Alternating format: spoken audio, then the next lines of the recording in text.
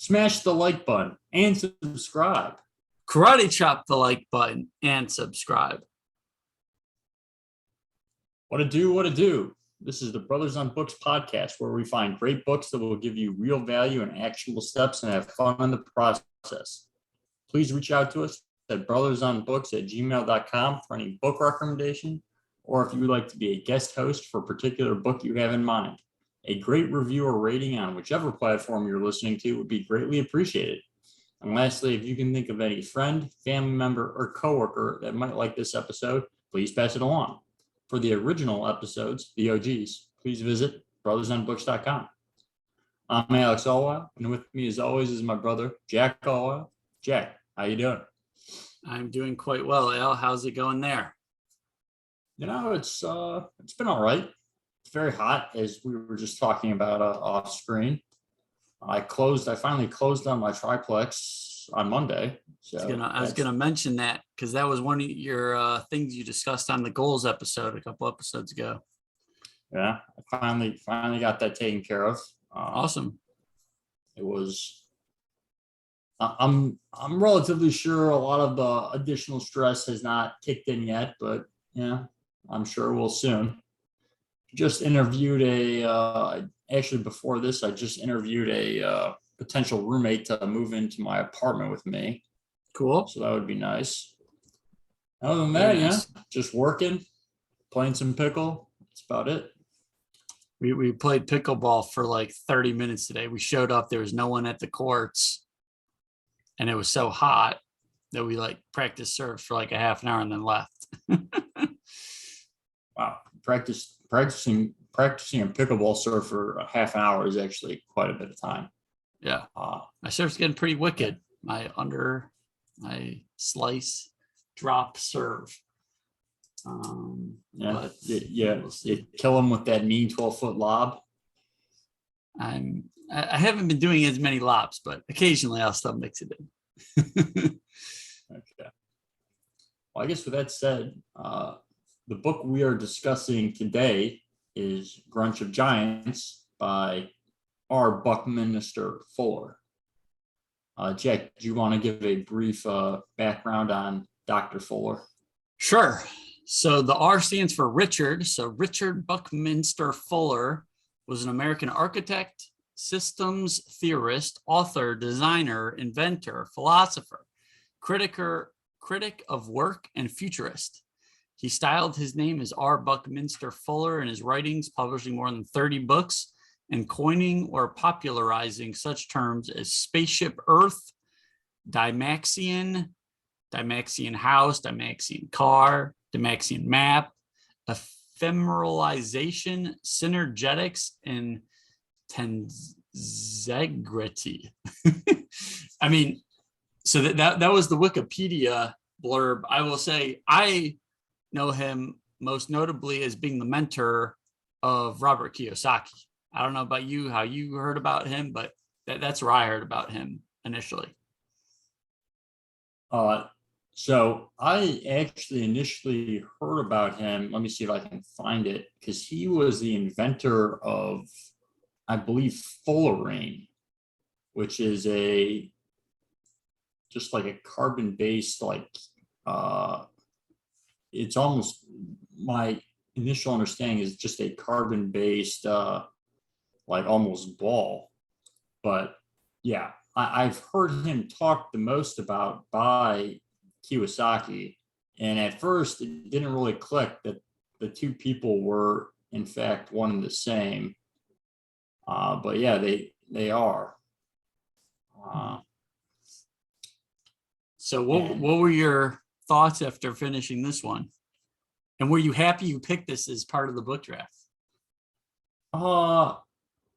Yeah, I don't really honestly know. I was for one, I was very confused that Kiyosaki speaks so highly of him. Actually, now as I'm looking at the cover, I believe what I'm talking about, fullerene, is actually on the cover of this book. This little, I believe this is actually what I was talking about. I think I don't exactly remember. I remember you see those shapes on like playgrounds a lot too. Isn't that what that right. that shape that he builds a lot in. I don't. I usually enjoy like listening and reading to the people that Kiyosaki talks about, just because I tend to agree with Kiyosaki a lot. This his views, I was very surprised that Kiyosaki liked him so much. To me, the way he talks, he sounds very bitter a little bit about big business. I don't know if you got the same feeling. I felt like maybe at one point he felt like some of his inventions were kind of thrown under the rug by people with more power. That was something that I kind of felt from his readings. Was I happy that? What would you say that Robert Kiyosaki is bitter about a lot of big businesses and corporations and nonprofits and Maybe nonprofits. I don't think he's bigger. I don't think he himself is big business. Think so? I guess in some, Rich Dad is but I guess like, I don't know how many employees Kiyosaki has. It's probably in the thousands at this point, but not totally sure. He's maybe not at, he's obviously not at the same level as some of the companies he talks about in this book are IBM, Dow, some of those old railroad companies. He's probably not at that level. And I doubt he's peddling the same type of political influence that those guys are. To be honest with you, most of when I hear Kiyosaki sounds bitter to me is when he talks about having his gold mine sequestered in China. That's when I feel like he sounds the most bitter. Okay. I don't know. What would you say? I think my expectations were very high for this book just because Kiyosaki speaks of him so highly. So I felt kind of like I was getting gaslit because I was like, what's the fuss? Like, I wish, I'll say, if we could get Miss Dr. Buckminster Fuller on the show. He unfortunately passed away, but if he were available to talk to, I'm sure he would be a very interesting listen. And he seems very, intelligent, well-rounded, studied very deeply on so many subjects. But like this book, I don't know what I'm really walking away with other than kind of the separation between money and wealth once again. Yeah, I actually found his writing style very hard to sort of absorb. Mm-hmm. I found like it was easy to read, but like a lot of times I'm like, okay, what are you trying to say? Just the way he wrote, I found somewhat difficult. Yeah, and like on his wiki page, he did make up some words, and I think the other books he's written are even harder to read. Luckily, this book was only about 90 pages, so yeah. But it's a tough 90 to get through. But yeah, there was he talks about his book Critical Path. He talks about his books Synergetics and Synergetics 2. I don't even know what synergetics means. It's a word he made up. Yeah, actually, sort of like what you just said, I felt like I had I had real high expectations for this because Kiyosaki speaks so highly of him. And then, I kind of was like, maybe it's just that because this book came out in the 80s, so maybe it's just that everyone else I listened to and follow kind of was following from him, and I'm just going in reverse. Sort of know what I mean? Mm-hmm. But yeah, I wasn't super thrilled with it. I guess I didn't hate it. I didn't love it. For the most part, I'd say I was neutral about the book. But yeah, I don't feel like actually the one thing I took away was at one point he was talking about savings rates gaining you 4% interest a year, and I just remember thinking that would be nice. If we could get that today. So I don't really know. Well, I'll give you a quote.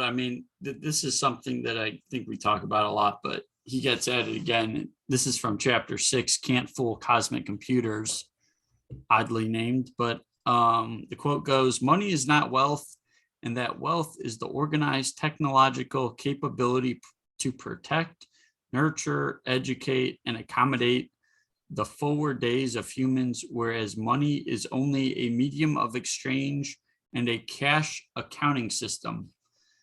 So that's an end quote.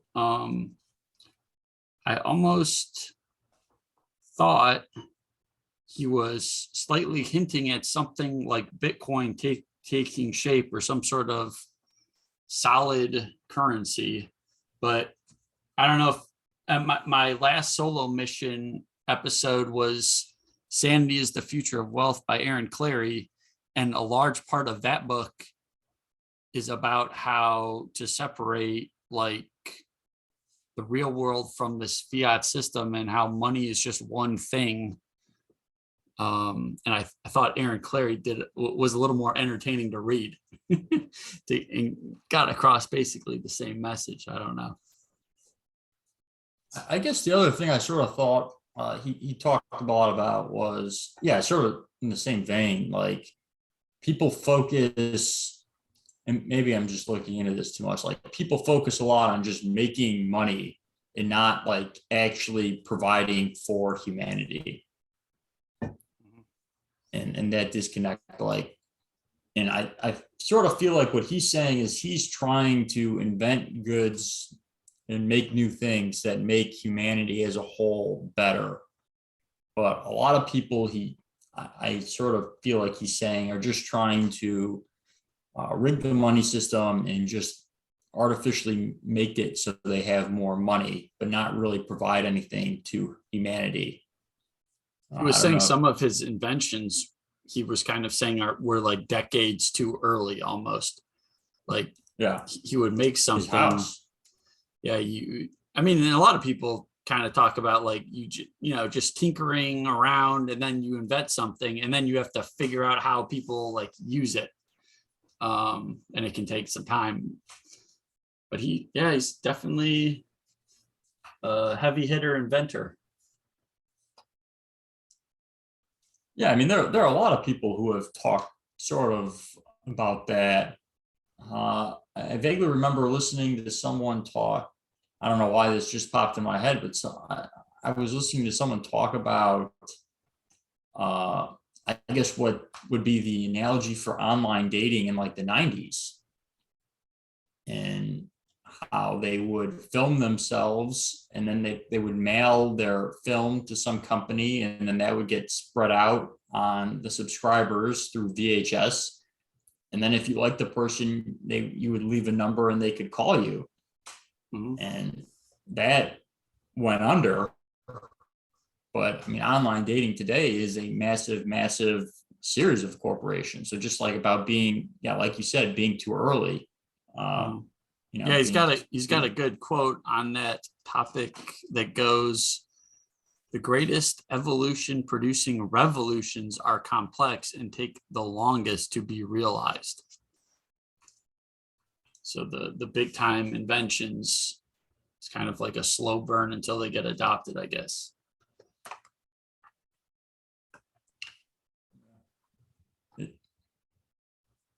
Yeah. I mean, he had a lot of, he talked about he sort of tied into the fact about how invention should make costs go down, but then, why do costs of everything keep going up, and how, these, I guess, invisible giants are like really stealing your wealth. He touches on inflation a lot, robbing, right. Typical person.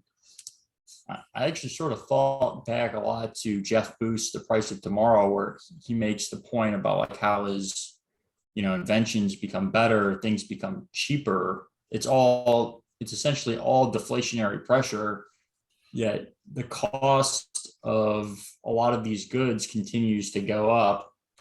And I think he brought up leather shoes at one point, and he said, in whatever year it was, the best pair of leather shoes cost like $5, and then like 20 years later they were close to 50. And he sort of makes the point, was like, has the cow's hide become 20 times better, or 10 times better? And the answer is not really, no. They're just essentially robbing you of your hours or your money. So what are your big takeaways from this, if I any? I don't really feel like I had any big takeaways from this. I mean, I feel like he talks a lot about, I don't know, I guess, well, let me ask you this question. Do you feel like big corporations rig the political system? Yeah, probably to some extent. I mean, I kind of feel like, and this goes back to, what was the book we read?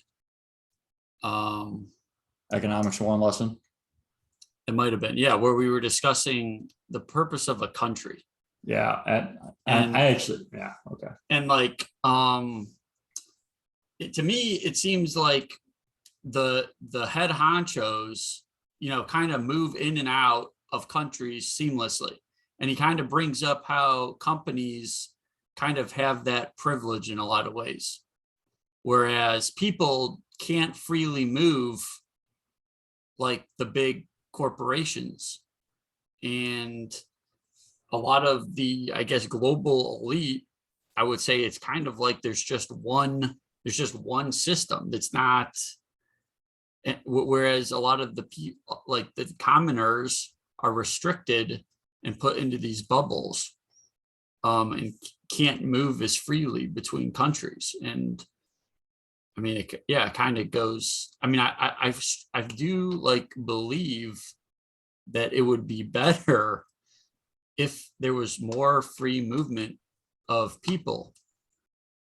And he does talk about the UN a lot in this book, and that's kind of been brought up. I think Robert Kiyosaki's brought that up, how the agenda of the UN might be a little dark, I guess.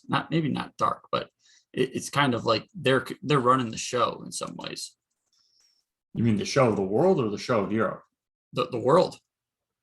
The UN? Yeah. In what way? I mean, you got all these countries coming together to basically, I guess, regulate the world. And if you're not a UN country, I guess you'd be out of the loop and kind of penalized, I guess. I don't know a ton about the UN, even though my wife used to work for a UN agency and she seemed to have great benefits and all that, but paid for by us. Yep, exactly. So, I mean, I guess back to your previous point. Do you not feel like there is? Well, I mean, I guess you would know better than me. I mean, Eleanor's moved here, but the process has been difficult. I guess, is that what you're about to say? Super slow. Yeah, and if there's certain countries that it's not easy to get citizenship. If you like Japan is incredibly homogeneous, and as a non-Japanese person, like if you wanted to go live in Japan and start a matcha farm, which I have like dabbled in my mind with, like it doesn't seem doable, or it seems very difficult. Maybe I just don't know the right people or the right process, but certain places seem harder to integrate with. And if you wanted to do something in some of those countries, it might not be in the cards for you. I guess I would say, what about like a country that, I mean, well, you've been in Japan. I was in Japan. My impression of when I was in Japan was that the Japanese really didn't want a whole lot to do with me. So I guess what I'm saying is I didn't really feel like they wanted foreigners to move there. I agree. And Yeah, that's part of their. It seems like they pride themselves on being so homogeneous, which right, is why it's hard to get citizenship as a non-Japanese person. okay, right. So I guess my next question, like, well, what about moving to a country? I mean, I haven't looked into this, but I have to imagine that if we wanted to go move to Israel, Oh well, I that would have be to easy imagine for us. Israel would be right. They would be super welcoming to us. That's true. I have a feeling that a lot of a lot of South American countries would be very welcoming to us. I think right. I mean, I think you're right. It's very cultural thing. I think there are definitely some countries that would be more open and that would make the process of moving there very easy. Uh, Yeah, certain countries it is easy to move there, but I just wish it was like that everywhere. I guess. But when it comes, it kind of I always come back to like, well, I mean, what is the point of a country? I mean, I kind of because it, yeah, I just well, how would you have it set up then? That there's just one overarching government. I don't exactly know, but I just wish people could find. I think it might be better for everyone if there was a little more movement, and if someone's passionate about something that's specific to one country, they could go do that. It not be so hard sometimes. Well, I think what you would have is I think you would have a true mixing of all like cultures, everything sort of congealing into one. I mean, as time goes out, Mhm. you Yeah, know, yeah, that's right? true. Everything would just kind of become homogeneous. Like all the, Homogeneously had mixed, I guess. right, everything would kind of just, for better or for worse, just I think sort of converge into. I don't know if that's good though. Yeah. Well, I guess Buckminster Fuller's kind of, I think he's trying to make the argument that the big dogs are playing in one space. Like the whole world is their, space. Whereas a lot of other people don't get the privilege of operating like the big corporations and moving Sure, in yeah, between countries as fluidly. And yeah. I mean, um, trying to think of another example he used that kind of touched on this that like excluded people. I think he talked about like how to buy stocks at a certain point, they said, if you don't buy more than, or you have to buy 100 shares to enter this, market or buy into this company. And sometimes that's inhibitively expensive. And to me, that kind of sounded like what an accredited investor is now. Rester is right. Yeah, So, exactly. so it's they kind of say it's to protect people, but it's really, it's excluding, people just based on how much money they have. And it basically says, we don't trust you to make your own decisions. And yeah, so I think there's a lot of that going on. I mean, I agree with that, and I agree with that. I don't remember what the cost was, but to whatever we were doing Wall Street bets, the amount of money you had to be listed as a day trader in your account, I thought was incredibly stupid. Right, under the guise of protection, Yeah. but there are a lot of, in my opinion, really stupid laws that are approved under the guise of protecting the common citizen. I mean, it's honestly the easiest thing to do and or say to get a law passed is that it protects you or protects everyone. And in my opinion, it's really just how a lot of your rights are eaten away. But I mean, I guess, like when we originally had this discussion, I think countries are important, and I don't think we should abolish countries. Yeah. I mean, I guess is guess what I would say. guess I describe it when I was younger. I felt like, and maybe it's just because it's just something with age, but I felt a little more patriotic. Like I feel now like I'm a little bit more like free agent, like mentality. And I've talked to a lot of people that immigrate here, and they kind of echo that sentiment that they don't really see themselves as one nationality. They kind of weave in and out. Elena introduced me to a woman that was like from Austria and went to school in America, and she kind of blends in and out of both cultures and doesn't she kind of considers herself a free agent. And I feel like I'm kind of starting to think a little bit more like that. I don't know. How I mean, but American do you don't you feel? inherently feel like, well, I guess I was going to ask you, like, don't you feel like you're part of two cultures as it is? Like, don't you feel both one American and two Jewish? Like, those are two, I mean, Well, I mean, because I see I distinctly Judaism is just a remember in religion. But yeah, I mean, you you view Judaism as more of like, for you, it's more of a religion than a culture, because I view it way more as a culture.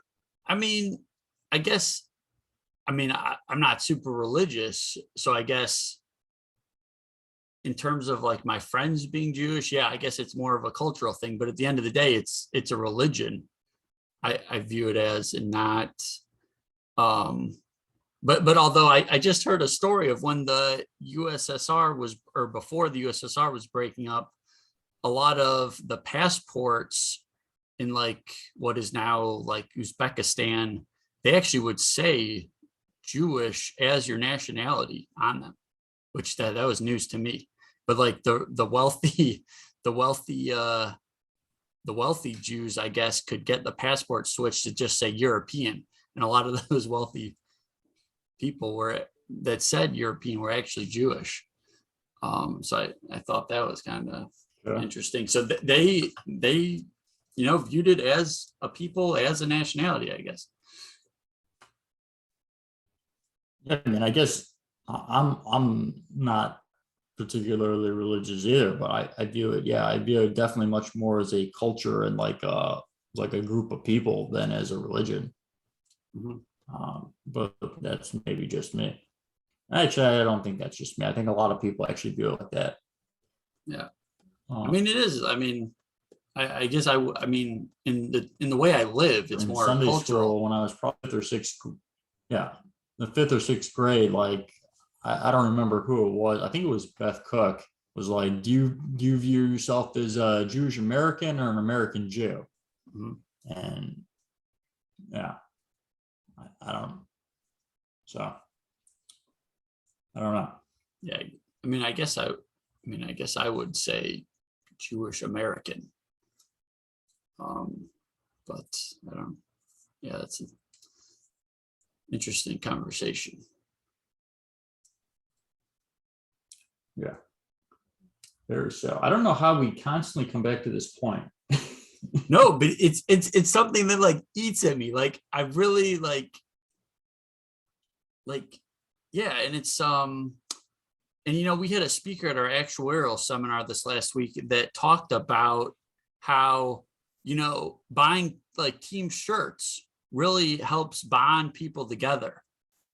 But she also brought up the point, and this woman had been on Survivor, and she was talking about the Survivor buffs and how you immediately feel connected to the people on the team. But at the same time, she said you should absolutely be thinking about how the people that don't have the buffs or don't have the shirts start to think. Because like, if you're, selling shirts and you're trying to build something, but what did the people without a shirt start to feel? Like they feel excluded. And I kind of get that. Like I like feeling pride for America. But I do sometimes wonder if it's kind of not the best thing to do on like a world scale with like countries. Sure. Actually, in the last solo mission I did, Collective Illusions, the guy talked about how when they randomly segregated people into groups, I think he called them either one or two, when they had the option of giving someone in their randomly selected group money, he found that people gave more money to the people in their arbitrary group. And these people had nothing in common. They were all just randomly selected and chosen to be either a one or a two. And the ones, when given the option, would give more money to the ones, and the twos, when given an option, would give more money to the twos.